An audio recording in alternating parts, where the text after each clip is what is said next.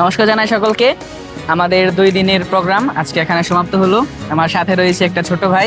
ছোট ভাই প্রোগ্রামে খুব সুন্দর অংশগ্রহণ করেছে। ভাই, তোমার অনুভূতি, তোমার কেমন লাগলো এবং কি কি শিখেছো আমাদেরকে একটু এক্সপ্লেইন করলে ভালো হতো আর কি। সবাইকে নমস্কার, আমার নাম ম্যাথিউ মুগ্ধ গমেজ। আমি প্রথমবারের মতো এই খ্রিস্টীয় যোগাযোগ কেন্দ্রের প্রোগ্রামে এসেছি। আজকে লেখক কর্মশালা ও বিশ্ব যোগাযোগ দিবস উদযাপন প্রোগ্রামে আমি প্রথমবারের মতো এসেছি। এই প্রোগ্রামে প্রথম দিন আমাদের সেশন ছিল একটা সাংবাদিকতার বিষয়ে, যেখান থেকে আমরা শিখতে পেরেছি কিভাবে নিউজ তৈরি করব এবং কিভাবে ফিচার তৈরি করব এই সম্পর্কে। এবং এটা শিখতে আমরা বুঝতে পেরেছি যে কোনটা নিউজ এবং কোনটা ফিচার, এই সম্পর্কে আমরা কিভাবে যে একজন সাংবাদিকের জীবন কেমন হতে পারে এই সম্পর্কে আমরা ধারণা নিয়েছি। এবং আজকে দ্বিতীয় দিন আমাদের শিল্পকলা একাডেমি থেকে একজন স্যার এসেছিলেন। সে আমাদের কবিতা, ছোট গল্প, প্রবন্ধ কিভাবে লিখতে হয়, কিভাবে একটি কবিতা ছন্দ সাজাতে হয় সেই সম্পর্কে আমাদের শিখিয়েছেন। সর্বশেষ খ্রিস্টজাক এবং কেক কাটার মাধ্যমে আমাদের প্রোগ্রামের মহাসমাপ্তি ঘটে। যে এখন যে যার মতো নিজের গন্তব্যে ফিরে যাবে। চলে গেছে অলরেডি অনেকে চলে গেছে, আমরা 2-3 জন আছি। আমরা আর কিছুক্ষণের মধ্যে হয়তো চলে যাব। আর তোমার খাওয়া দাওয়া কেমন লাগছে? হ্যাঁ, খাওয়া দাওয়া অবশ্যই ভালো লেগেছে। আর তোমার কোনো ব্যাপার যে এরকম না হয় ওইরকম হলে ভালোই, তো এরকম কোনো কথা? আমার একটাই যে এটা যদি আরো 1 থেকে 2 দিন বৃদ্ধি করা যেত, তাহলে সবার সাথে আমরা যেমন নেটওয়ার্কিং এর কথা বলেছিলাম, তাহলে নেটওয়ার্কিংটা আরো ভালো হতো, আমার মতে এটা মনে হয়।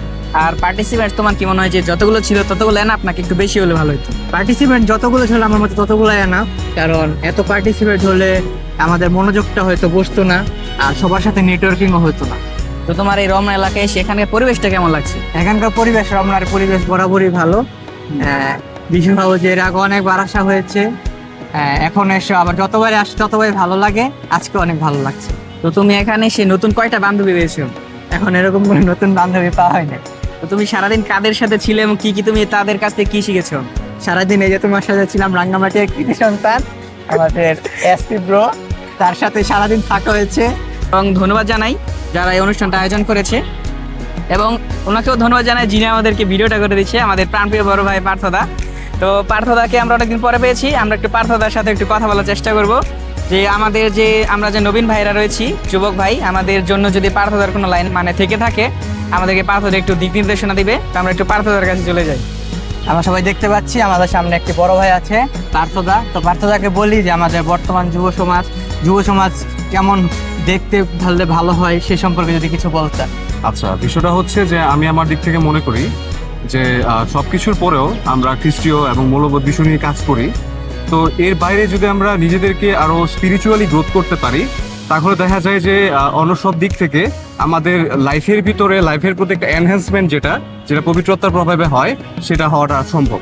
তো এই হচ্ছে বিষয়টা, সেটা আমি মনে করি। আচ্ছা, আর কিছু বলার আছে? না, আর কিছু বলতে গেলে অনেক কথাই বলা হবে, আসলে এই পরিসরে কথা বলতে যাচ্ছি না। ধন্যবাদ এতটুকু তাহলে একটা লাস্ট আমাদের যুব সমাজের পক্ষ থেকে একটা ছোট্ট একটা যদি মেসেজ তুমি এই ভিডিওর মাধ্যমে দিয়ে দিতে তাহলে ভালো হতো। আচ্ছা, আমি চাই যে সকল প্রোগ্রামগুলো এগুলো আরো বেশি পরিমাণে হোক, কারণ এগুলো থাকলে হয় যে আমরা খ্রিস্টীয়ভাবে আরো কানেক্টেড থাকতে পারি চার্চের দিকে। তো আমি এটাই বলবো যে আমাদের যারা আছেন রিলিজিয়াস লিডার, তারা যেন এই সকল প্রোগ্রামগুলো আরো বেশি পরিমাণে করে, এবং যেন পরবর্তীতে যারা তোমাদেরকে দেখতেছে তারাও যেন আরো ইন্সপায়ার হয়, আরো নতুন কিছু নিয়ে আসতে পারে। হ্যাঁ, এই হচ্ছে বিষয়গুলো। ধন্যবাদ জানাই পার্থদাকে, সেক্ষেত্রে ধন্যবাদ জানাই আমাদের রাঙ্গামাটির কৃতি সন্তান, আমাদের এই চ্যানেলের উড়ান সুব্রতাকে। তো সবাইকে ধন্যবাদ আবারও। ধন্যবাদ।